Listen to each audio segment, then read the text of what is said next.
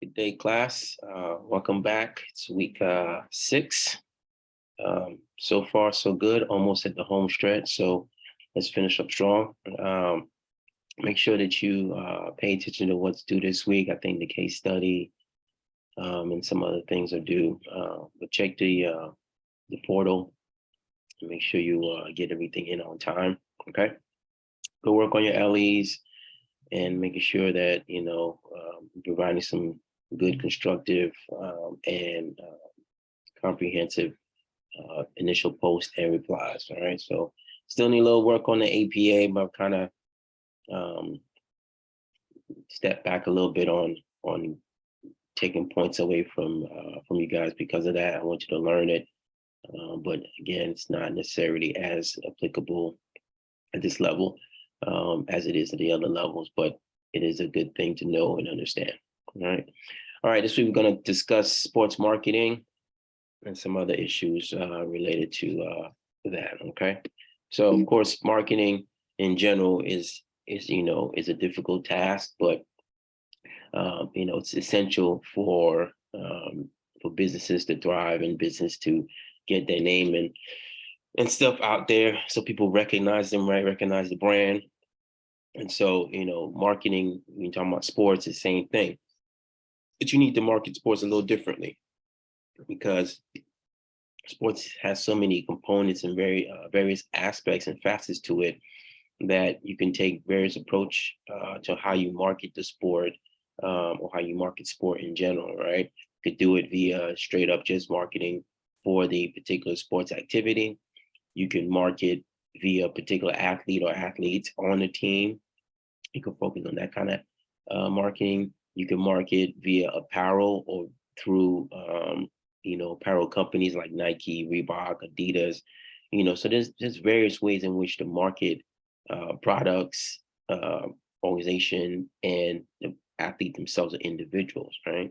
But they all come with their challenges, contracting challenges, scheduling challenges, just different things kind of, crossing paths and you can't, there's certain things that, if you're exclusive to a particular brand, it makes it difficult for the team who may not be exclusive or maybe getting sponsored by a different company to try to include you in the marketing for another brand that you can't market or advertise for as an athlete because you are obligated to another company. All right. So there's different things that we have to look at, right? Marketing when it comes to sports is difficult because sports is very much, part of it is subjective. Okay, it's about how people feel about their teams. It's very emotional. People get very vested in in their teams, and so they become very passionate about people talking ill about their team or how much advertising or marketing their team gets, or just different things, right? So people get really engrossed in who and what their teams are, right? But sports in general is something that basically our whole society takes in, right, as a pastime. Okay. It's also somewhat unpredictable and inconsistent because that athletes get hurt. At the end of the day, it's still a business, right? We still have to make business decisions that involve people, and so it maybe get to the point where we are trading someone, and we've put a lot of advertising and marketing dollars into this person for the past 4 or 5 years, and now it comes to the point where they're no longer in the face of the franchise, and we have to move on to someone else. But then how do you make that shift, right? Everybody's attached your brand to this particular individual, right? And so you have to really put a good effort into figuring out, how do I make that transition from one person to the next? So how do I refocus our marketing objectives, okay? All right, so in developing your marketing plan, you have the 4 Ps, all right? And these are the 4 Ps of marketing, all right? You got your product, price, placement, or place and promotion. I also say placement, right? This marketing makes changes. It just these four are consistent, but there's sometimes depending on the industry, there may be additional P or another letter or some other aspect that they have to consider that you may not have to consider for sports, right? But at the end of the day, you have to have a good product, or you have to, your aim is to highlight the product. You have to find the correct price point in which to, sell the goods, services, or product to the consumer, right? You have to have good placement. And when I say placement, it has to be someplace where you can, where people have access to it. They can see it, there's high traffic regions or areas, right? Then you have to promote the product or good or service, right? You have to, advertise and let people know it's out there, okay? And so it's important that, you kind of subscribe to the 4 Ps, all right? They're really important to the sports marketing plan, okay? When it comes to marketing, it's very analytical. At its core, we're really trying to figure out, what people want and create a profile of our individual consumers so that we can tailor the marketing towards the majority of the folks that want to see a certain thing or are are likely to watch a certain thing or stay or get intrigued by certain things. Okay, so it's very strategic. There's a lot of planning, technical plan that goes within like psychology in marketing. Okay, so there's a reason why things are $5.99 and not $6. Right? There's a whole body of research in marketing that tries to get into the psyche of the consumer and the purchasing and buying habits. All right. All right. So first thing is, you have to identify the purpose of the sport marketing plan. Okay. What am I trying to do here? What's my end state? What's my end goal? Right. Just like any other thing, any other problem we've encountered or anything we've discussed, it's about what is the end goal? What is my mission or my objective? And then from there, I can build a plan that will, get me there, right? But I have to know what my problem is. I have to know what my issue is before I can start planning on and allocating resources to it. Okay, so analyzing the product and the environment. Okay, different products that are at the core of your business, right? Figuring out, how dynamic and complex the nature of the sport product is, dimensions of the sport product. So the products have different angles that you can come at for the consumer. They have different approaches or different ways in which they, will want to see the product kind of, advertised or marketed. And because, you want to make sure that the marketing is diverse enough and varied enough that it pretty much touches everybody in some shape, form, or fashion. Okay, you don't want it. Now, don't get me wrong. There's targeted marketing for things that we know are specific, for men or women. But now, a lot of the marketing tries to be, unisex, tries to be, inclusive of everybody in one shot. Just not have marketing or advertising that's geared or focused towards one gender or one race or ethnicity or one sport for that matter, right? You'll see these commercials where there's athletes from different sports coming together for a commercial, right? Budweiser has done a good job of it. Subway has also done a good job of that, right? So there's a lot of brands out there that have, looked at how complex it is and figured out, okay, what's the best way for me to, advertise this particular product or the service, okay? Said you gotta look at the market conditions, right? You gotta really get in there and do a SWOT, right? Do a SWOT analysis, strengths, weaknesses, opportunities, and threats. You have to know what the market is because you have to understand what people want. Where's the demand at? What are people going to pay? For, and how much will they pay for it? Timing, right? Does is it a good time to produce a particular product, good or service, based on the cost of raw materials? Okay. is it a good time to put towards a certain marketing campaign based on the socioeconomic or cultural challenges that are we're facing, right? Maybe we don't do as many spots for Smith and Wesson or a gun company because of the gun violence that goes on. You don't see too many commercials or advertising for gun manufacturers, right? You don't see athletes really promoting those things, right? There's certain things that athletes will not get into, but a lot of it has to do with our external environment. Okay. All right. So as I said before, SWOT analysis is definitely essential. Okay. Just to get an idea of the strengths and weaknesses of the company, strengths and weaknesses of the external market. All right. See what's out there. See what my competitors are doing, and trying to make sure that I get the most market share as possible because I want to maximize my brand. Right? The Dallas Cowboys are America's team, right? But they're not everybody's team per se, but they are branded and marketed as America's team. And so because of that, they have they have a lot of exposure, okay, globally.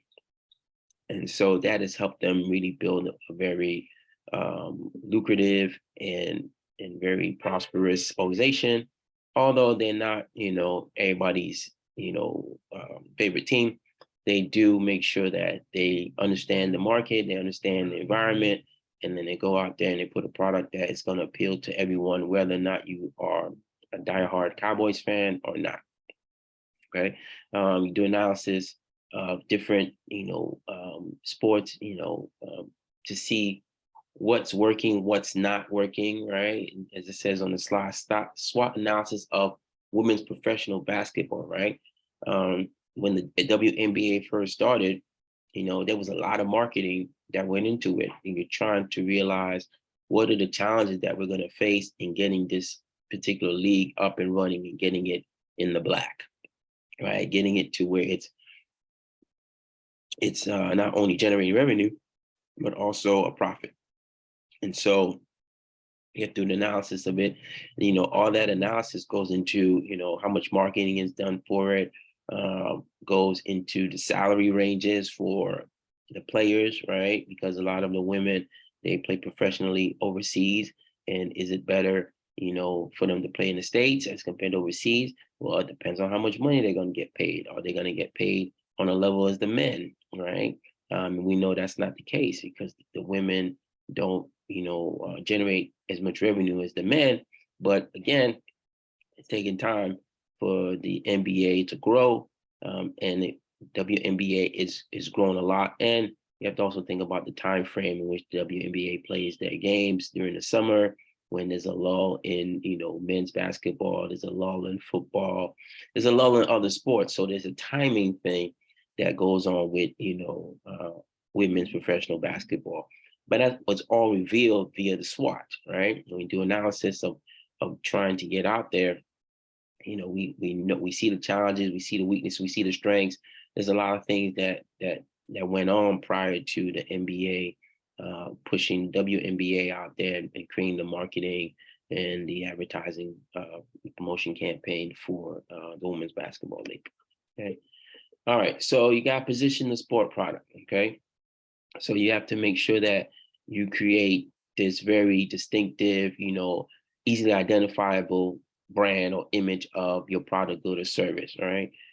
There's very few places where you can go and people won't recognize Nike, right? They'll recognize Jordan, the Jordan brand, right? Because everybody knows the logo or the WNBA logo or certain things, right? Certain jerseys, certain apparel, we all know goes with a certain sport, right? But you have to create that image, okay? And that is done through promotion, advertising, but really, being able to communicate properly with the consumer from an organizational standpoint is critical, right? Being able to, not overburden or, give too much information to the consumer, but at the same time, giving them enough so that they are intrigued and they're interested to come to watch the sport, or maybe to get the goods, product, or service that you're offering, to pay that $100 for a ticket. Um, all that comes from effective communication practices, right? Making sure that whatever you put out there is not offensive, it's not fabricated, or it's not exaggerated, I should say, right? And then, the commercials, of course, some of them are a little exaggerated, but everybody knows that. We know there's no there's no deception or people trying to hide the fact that certain things are not real, right? We know that. But for the most part, when you have your advertisement promotions for your athletes are showcased, okay? Or you have a promotion advertising campaign for the team, whatever the case may be, a particular sport. you know, Again, the sport as a whole is advertised, or an athlete is focused on, right? Like Tiger Woods, for instance, was, the major, he was the face of PGA golf, right, for a long time, right? So Tiger Woods was really, pushing, or being pushed to market and advertise for golf, and to be an advocate for golf, to try to get the brand out there as far as the PGA goes, to make it accessible, because the branding has is important, right? Because we're going to build brand awareness, and we want to make sure that the image of the brand is good, and that people see it as a positive thing, right?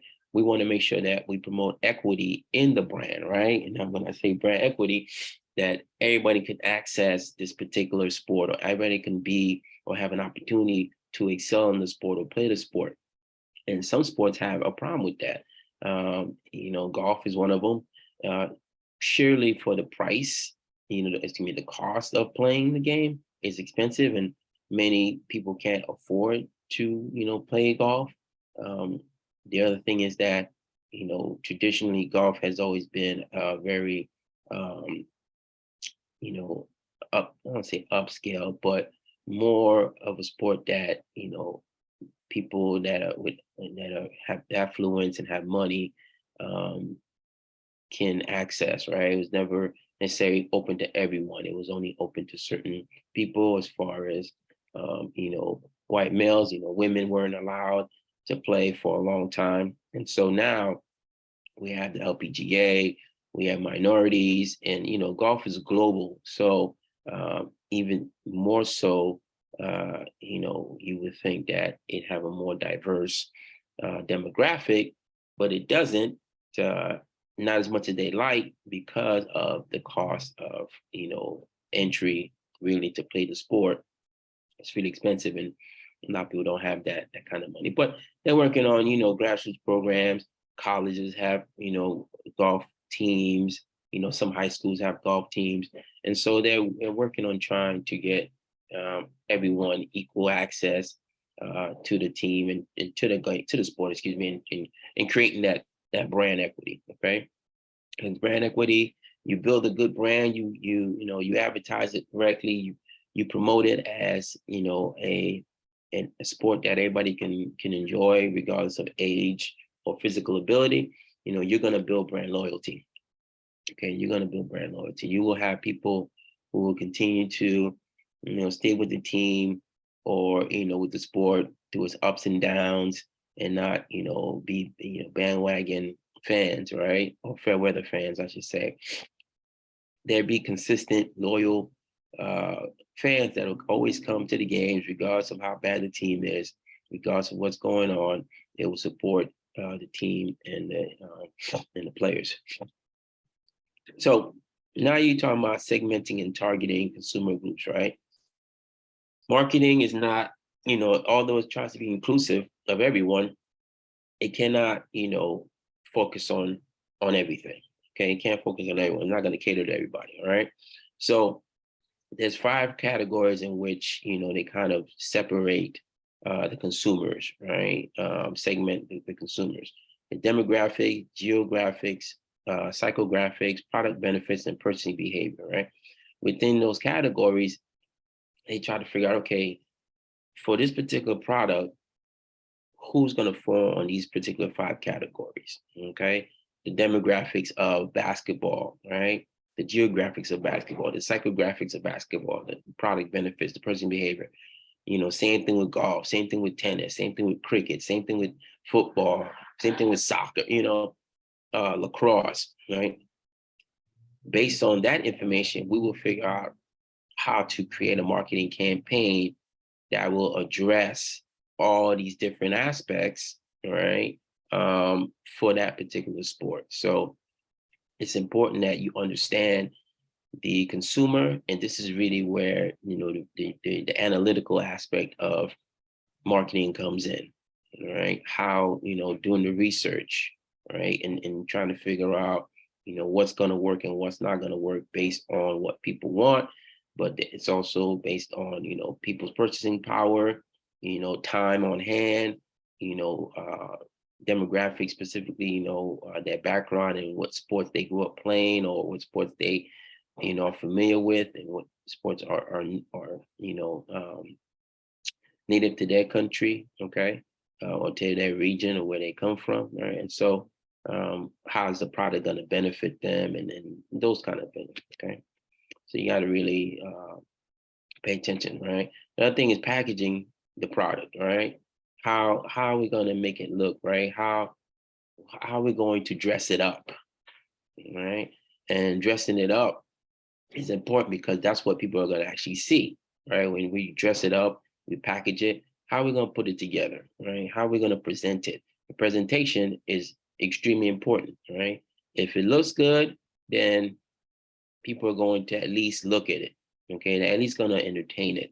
If it doesn't look good, or if it's not done well, it's going to be noticeable right at the very beginning, right? And people are not going to be interested in either purchasing it or being involved with it. If it looks disjointed or unorganized, then you're going to have problems, okay? You want to be able to present the best product ever in the best way, in the best light, okay? So, trying to make sure that however you present, your apparel, your team, your organization, an individual player, right? In the best possible setting, best possible positive setting, because that will lend itself to, a positive image. Right?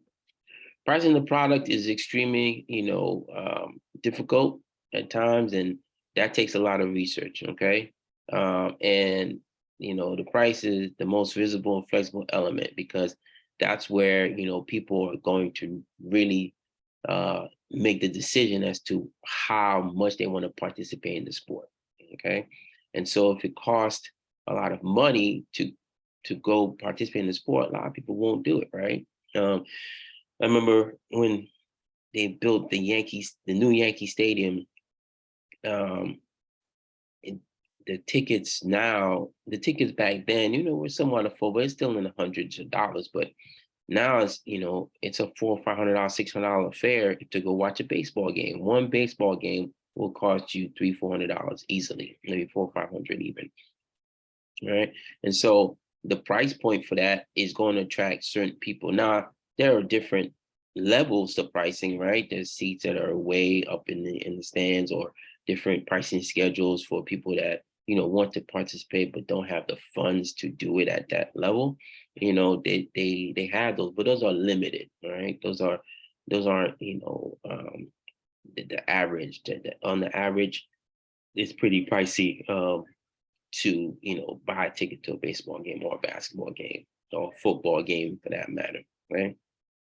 But you have to determine the value of the product to the consumer, right? And figure out, okay, what do you think the consumer will be willing to pay for being involved in this, when you're creating your pricing strategies, right? And there's 4 factors to consider when you're talking about pricing, right? The consumer, the competitor, the company, and the climate. Kind of the stuff we kind of we talked about before, right? The consumer, what are they willing to pay? What can they afford? What, how much money they make? How much, disposable income do they have, right? What is my competitor doing, right? Well, how are they pricing their tickets for the same event, same venues as different teams, right? The company, how are we looking as far as funds and our liquidity and our ability to, absorb not so great attendance and other costs, right? And the climate, right? How is it out there in the environment, right? How are people feeling about the team? How how is how are the fans feeling about what's going on, the direction of the team athlete, right? Is this the appropriate time to discuss sports or play sports, right? And during COVID, the climate was such where we could not attend sporting activities, and so teams lost out a lot of revenue during that time frame. Okay, now we wanted to participate, but we couldn't, right? So those are things you have to kind of consider, right? And as we came back from COVID, right, and people started, being able to attend sporting events, at that point, what is the appetite for a ticket, an expensive ticket, right? People were anxious to get out and just to do stuff, right? And they had a little bit of money because they had saved it up from not having to be able to do anything, and also, stimulus, money from the government, that kind of thing. So the tickets, they could have priced the tickets a little bit higher just to try to make up for some of that lost revenue, and the consumer would have paid for it because they had the means, right? But the climate played a role in that pricing strategy. Right? All right, you got to promote the sport product. Okay, communicating the desired image. All right, renaming the Washington Bullets. All right, the Washington Wizards now. Same thing with the Washington Redskins. They're now the Commanders. A lot of teams have gone through a lot of changes based on some of the mascots being racially insensitive or culturally insensitive. So they changed up a few things based on the requests from these particular groups of folks. Okay. You have to educate and inform the target audience as to, what the product is about, where they can get it, how much it's going to cost, what it to do, what's it going to do for them. Okay. And you have to get them to purchase, right? What strategies can I have? What promotional, things can I do to get them to buy the product, right? And can I do a 2-for-1 sale? Can I do 20% first time consumer sale? First time purchaser sale? Can I do a package where you buy the ticket and it comes with, popcorn and hot dog, and you get to, get a T-shirt or something? There's different approaches, right, that you can use to persuade the target market to buy your product. Okay. Some elements of the promotion strategy: advertising, all right, publicity, public relations, community relations. And so all those are a form of, excuse me, of showcasing the, the product, good, service. Okay. And just want to be out there. You want people to remember your name. You want people, to recognize the brand. And I know, there's a saying, in Hollywood, I guess, and just publicity and advertising, marketing, that, there's no such thing as bad publicity. Okay. If you're in the news, whether it be good and bad, if you want that attention, you want people to recognize, your brand and that kind of thing, you take advantage of every opportunity to try to spin and market the best you can for free. Okay. And so there's different ways in which you can turn a bad situation into a good one, and leverage some of the, notoriety, right? But marketing is the promotion strategy is very integral to into making sure that you have a successful marketing campaign, right? There's also media relations, personal selling, sponsorship, athlete activism. These are all different ways in which you can highlight and showcase the particular product, right? Promoting the product, right? You have to distribute this product, all right? Figure out, where the product is located, right? When you're talking about teams, you're talking about stadiums, then that's not really, moving anywhere. So you have to look at the area in which it's at. Is it accessible? Is there enough parking? Is there, are there other things around there for, for you to do, in addition to the sporting activity, right? And putting all those things together as a package and, highlighting the location, right? Figuring out, what other resources or revenues I have in that particular area, right?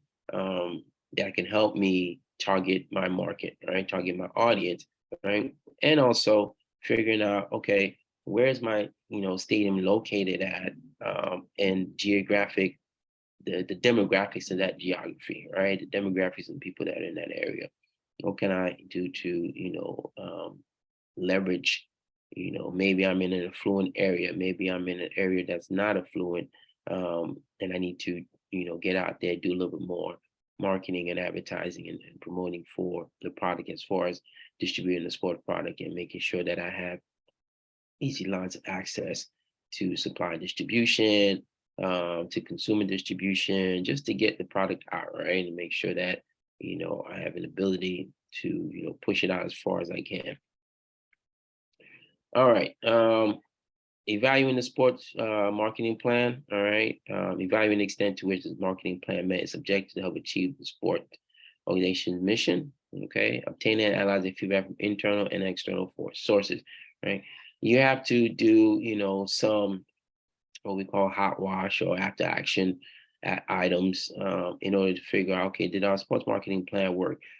How are we going to measure it, right? What are our metrics? Are we looking at it in direct correlation to revenue?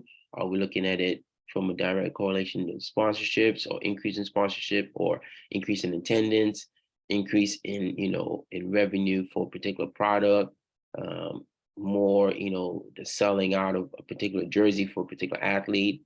So there's different ways in which we can analyze our results, right? Or try to analyze the plan to see if it's effective and if what we need to tweak for the future. Talk about market research already, so we have to make sure, we apply our statistics here, and we have actuaries and statistician and data scientists, that do all this within the marketing world, who, focus on, the numbers, okay, and understand some of the social, cultural, and economic trends that are happening, and they control for those things when they're doing their research, and try to, see what the best approach is, compare, or, compare and contrast certain approaches and certain, things they've done as far as marketing, and trying to understand the consumer as best you can. All right, now we're going to jump into sports sale and consumer behavior. Okay.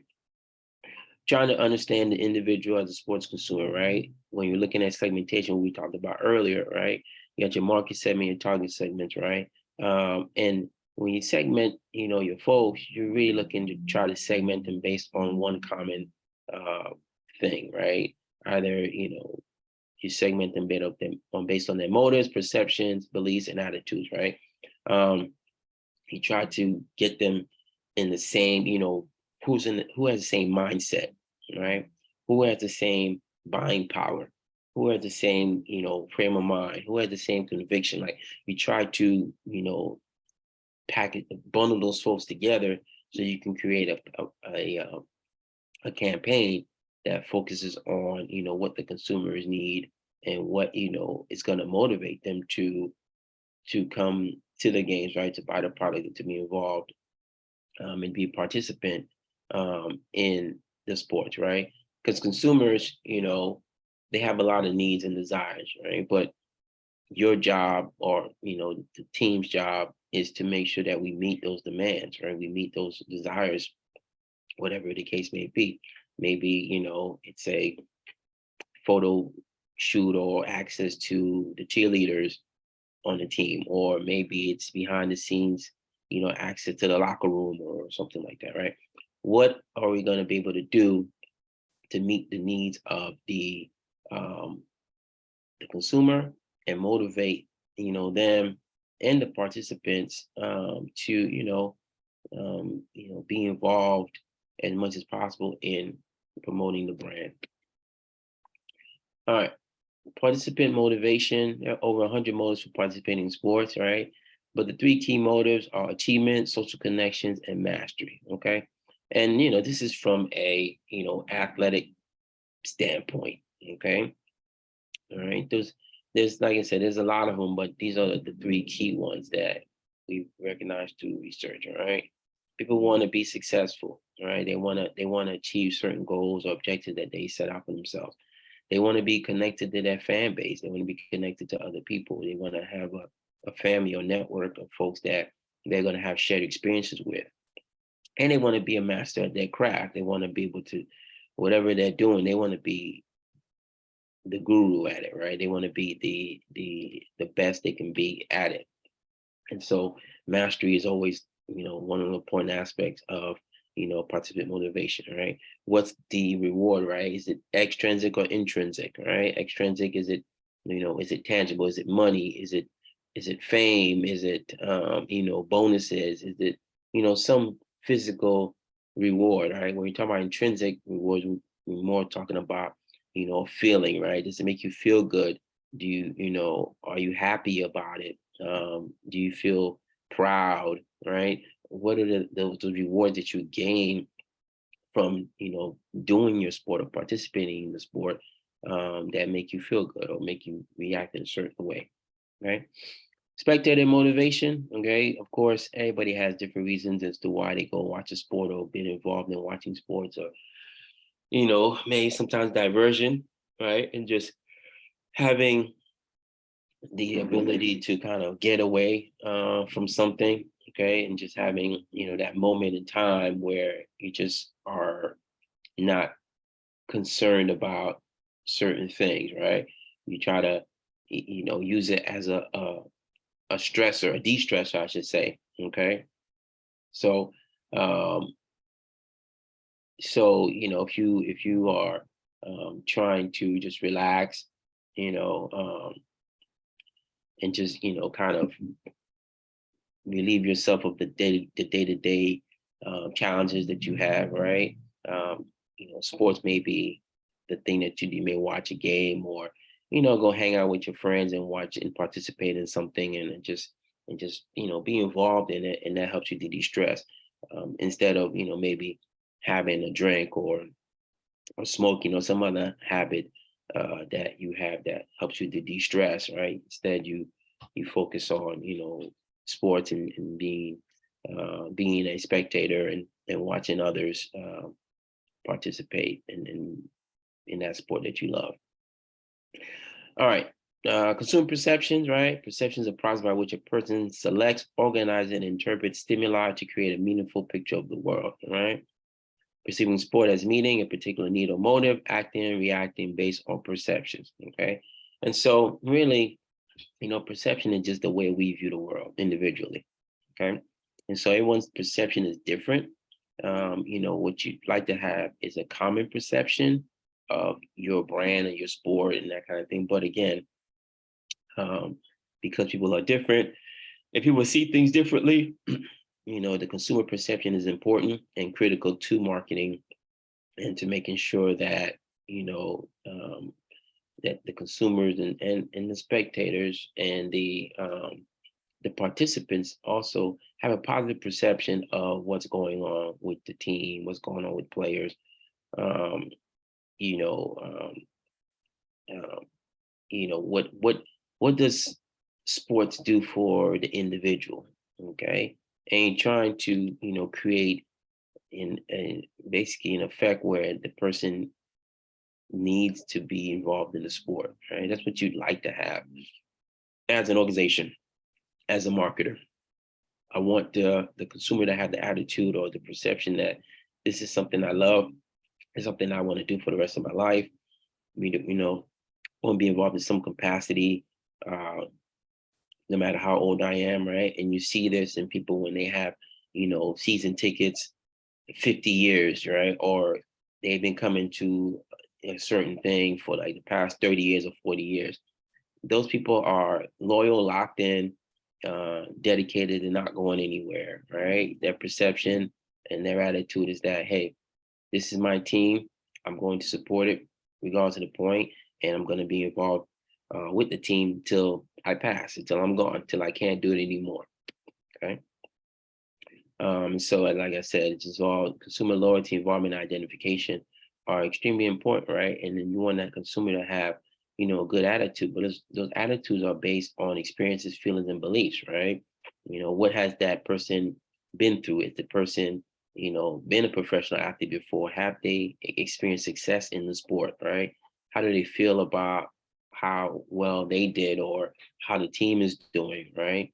Where do they think the team will go, or what do they, how do they, what beliefs do they have in certain players, and just the direction of the team, and what the team can add to not only the, to the organization or but to the city, but what can it contribute to their well-being, right? And so it's important that, the experiences that, a consumer or participant or spectator, has, they're positive, all right?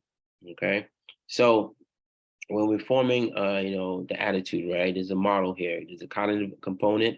That's the belief about the sport. There's an affective component. There's the feelings about the sport, and there's a behavioral component, actions toward the sport, and those all roll into the overall attitude of the consumer, right?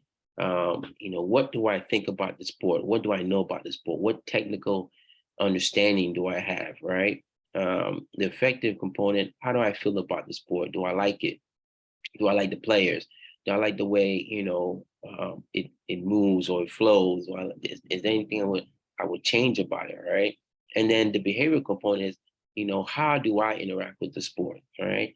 Am I an active participant where I will go purchase the ticket for the sport, or will I just watch it when it's on TV or if it's free, and that kind of thing? Or is it a certain, you know, um, events within the sports that I will go participate in? So all those things play a role in the overall attitude. Okay. Group influences on the sport consumer, right? External factors that influence buying behavior, right? People that are closest to us, family, friends, right? Colleagues, groups with whom we choose to associate, right? Right. So if you play a particular sport, a lot of times your friends and the people that you have in your life, they'll play that sport, or you'll meet people through that sport, right? And so you will, get together to play the sport. So like for me, every Sunday, I have a group of guys that I play basketball with, right? And so we do this every Sunday. But aside from that, we really don't talk to each other, right? We come together to play sports. There's one or two of them that that I keep in contact with, that I talk to outside of us playing basketball. But when it really boils down to it, our main thing that we do together is to play the sport, right? And so that group of folks is my core folks that I play basketball with on Sundays. I have a different group that I play with on Tuesdays or Wednesdays, right? But on Sundays, it's this particular group, right? And so that helps me build connections. And we have we talk about the sport. We commiserate about different athletes, different things that's going on. And so it's a good opportunity for us to be social with each other, and then that leads to other conversations about life and those things, right? Okay. So consumer socialization, reference groups, right? Direct and indirect reference groups influence on the way we consume sports in the socialization process, modeling, promoting, or prompting, excuse me, and reinforcement. Okay. Now we're trying to understand, how the consumer, you know, um, really interacts with the sport, right? As far as like, um, as far as understanding like what influence does the group have on each individual and how they take in the sport. Okay, understanding that if you're in a group of guys and we're tailgating, it's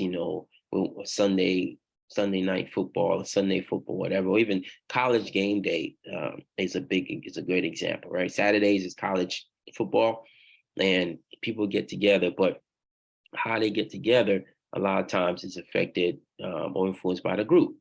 Okay, how they consume the sport. So if the group decides, oh, we're going to tailgate, then that's something they go do, right? If someone in the group says, no, let's just have a party at the house or get together at a social, at another place, at another venue, then we may consume the sport that way, right? And that has an effect or impact on the monies and the participation level and that kind of thing, in which the consumer is is involved in the sport, right?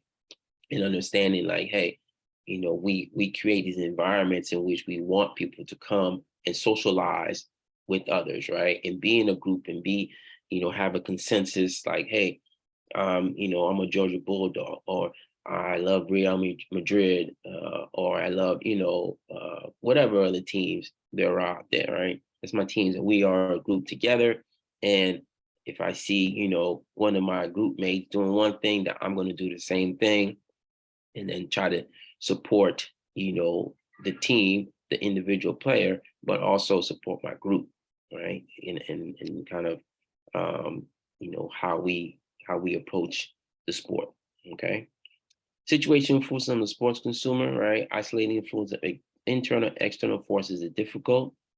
Different contexts and situation result in different decisions. A situation is a set of factors that are outside the individual consumer, removed from the product or advertisement. Okay. So when we talk about situation influence on the sports consumer, really talking about the different things that, press upon each individual in our day-to-day lives, right? Could be something as simple as, I work till 6 or 7 and the game starts at 5. Or, hey, I have kids and I can't afford to take all my kids and myself to the games, right? I have, other obligations. Traffic is terrible. The games are too late, right? All these different things, right? Really cannot be controlled by anyone except for the consumer, right? So, excuse me, my hair is acting up. Cannot be controlled by the consumer, and so, excuse me, cannot be controlled by the company, and so, these things that are acting on the consumer have an impact as to how they participate with the sport. Okay, so it is important that the not only the internal but the external forces are somewhat analyzed, right? We have an idea of what these things are, but we can't control them, right? We can plan for them, but we can't control them. And so you have to really try to figure out like what are the decisions that are being made by a sports consumer in which um, they can be in which they can access the sport, or maybe they have some challenging roadblocks that prohibits them from participating in the sport in a way that they would like, and in a way that the organization would like also. Okay? All right, so when you talk about situation influences, and I said, talked about it before: physical surroundings, social surroundings, tax requirements, time pressures, and antecedent states, right? So, what are some of the physical requirements that I need, right? You can talk about transportation, you can talk about money, you can talk about maybe the stigma with, maybe going to a certain sport because I'm a male, I'm going to a female sport, or I'm going to a sport that's maybe not considered a sport like badminton, or maybe I'm going to, play pickleball, some things that I haven't really, picked up traction yet as being a sport. Even esports for that matter, right? Is that really a sport, right? And we talked about esports last week. And although it doesn't require a lot of physical, um, things, it's still mentally, cognitively draining, right? It can be psychologically and mentally draining, right? So there is an aspect, there's a physiological aspect as to where, my mental state will have an impact on my physical state. Okay. And so we have to take those things into consideration. So all of these things, have some influence on the situation when it comes to, the consumer and how they deal with the sports. All right. All right. So common progression in the consumer decision-making process, right? And this is, again, the decision-making process, business, process, problem-solving process. Okay. Different names, same thing. Okay. Scientific method, all the same thing. All right. Recognize the need of problem, seek information, resolve problem, determine purchase options, evaluate alternatives, make decision, and then engage in post-purchase evaluation, right? So you see, it's the same thing, right? Identify my issue, was identify my issue, find the resources in which I need to fix it. Okay. Figure out how much it's going to cost me and what, where can I get the cheapest resources and or the best resources, but at the best price. Are there different, generic golf brands or different ways or approach that I can do it, right? And evaluate those. Okay. Then at the end, make a decision as to how I'm going to approach this thing. And then after that, I do, some analysis as to, my results and to see, was my plan effective? Well, was the way that I did it, was that, did that make sense? All right. What do I need to change? What do I need to tweak? Maybe I can find better supplier. Maybe, there's something I can fix for the consumer or for the for the consumer or for the company, we can do something different, right? So we try to, incorporate those things within the decision process. Here, just a model decision process when it comes down to, the purchase and understanding the consumer perspective, right? Situational influences, external influences, internal influences, and then the purchase and post-purchase evaluation, right? So again, identify the problem, find the resources, evaluate alternatives, implement the process or or the procedure, and then evaluate afterwards, and then do it all over again, but tweak it. Okay. Some challenges, when it comes to consumer behavior, the meaning emotional sport consumption, right? So, when it comes down to a sport like soccer, internationally, there's a lot of emotion and a lot of problems with, some of the fans and some of the racial overtones and undertones that are out there. So there's a lot of, angst about that and keeping that under control and understanding, hey, you need to consume the sport in a way that is positive and not negative. It's going to affect everyone else around you when you're watching the sport or participating in the sport, right? Globalization of sport, right? Growing it, to be a global brand or, worldwide is always the, the really the goal of most sporting entities, right? We want everyone playing the sport. We want the sport to be recognized worldwide, and that just grows the base. Okay. And then social media and consumer behavior, right? How do people, act when on social media? How do they participate via social media? How can we leverage social media to understand the consumer behavior and the issues, right? Social media definitely is a positive when it comes to marketing and sports, but it can also be a negative in the sense that consumers and fans can get out their grievances and their complaints a lot faster to a wider audience, and it's really out of your hands. And also the athletes the participants that you have within your organization, um, their use of social media and how they interact with the consumer is also a big aspect that you can't control, and it's a challenge at times when you have an athlete or a brand that doesn't seem approachable, very closed off. All right. So at this point,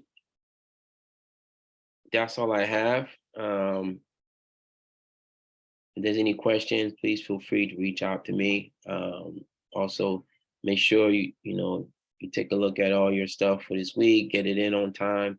If you got any problems, like I said, reach out to me. Be aware of your group members, right? This is this upcoming case study is a group assignment. Everybody's been assigned to a group, so make sure you identify your groups. I'm not going to be taking any individual assignments. If you can't reach your group members, send them an email, CC me, so I can see that you have made an effort to contact your group members. And then from there, we will make a decision as to how to proceed if you have group members that are not cooperating. All right. Have a good weekend, and I will see you next week.